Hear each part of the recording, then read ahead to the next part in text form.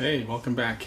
Today I was going to make my grandmother's Swedish meatball recipe, which is here. You can freeze that and write it down. However, I didn't have all the exact ingredients. For example, the onion, I'm not using fresh onion, and I didn't fry it in the shortening. Instead, I'm using this dried chopped onions.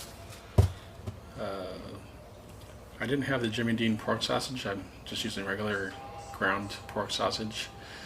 So I added some spices to it, like thyme and oregano. And this secret white, this white powder, which I'm not going to tell you what it is, but you can guess. Which is also, by the way, in the Jimmy Dean pork sausage ingredients list. Let's see, and besides that, let's see, one more thing, one more substitute I made.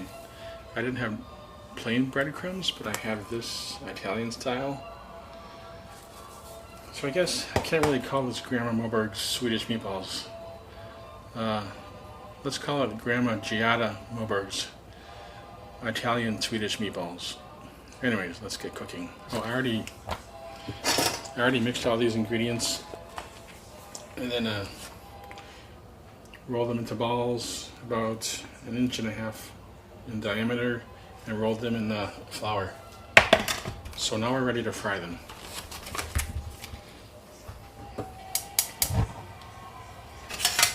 Just turn the heat on. I got some oil in this non-stick pan.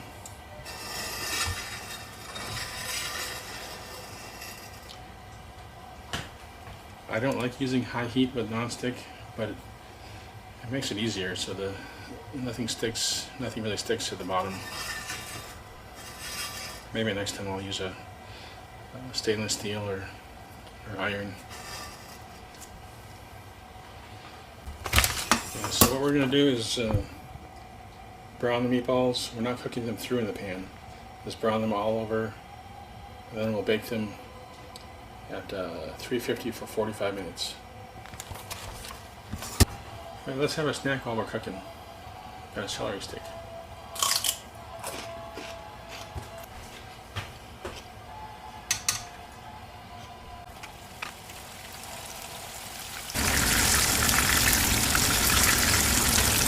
As you can see, I'm not overcrowding the pan. If you really want them to fry, we don't want any steaming action. So I'll finish frying all these, and I'll come back and show you the last part when I put the meatballs in the oven. Grandma Giada Moberg's Italian Swedish meatballs. Yeah, those are nicely browned. They're not cooked on the inside. Just they're nice brown exterior. That's good enough.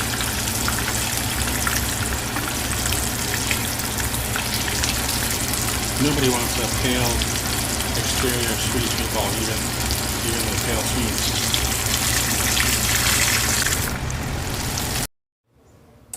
I wanted to show you my sous chef. She's waiting patiently to taste the. Well, actually, she can't taste this. This has onions, so no taste test for this sous chef. Sorry, there's onions in the meatballs.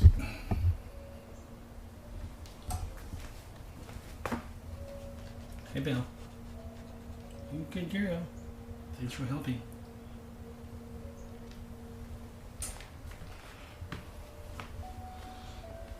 Alright, last step. Bake these for 30 minutes. You see how they look?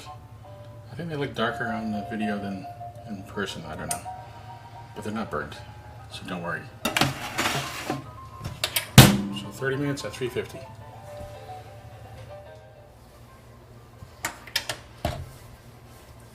So you actually don't, you just need to cook as long as you need to get the interior temperature up to 160.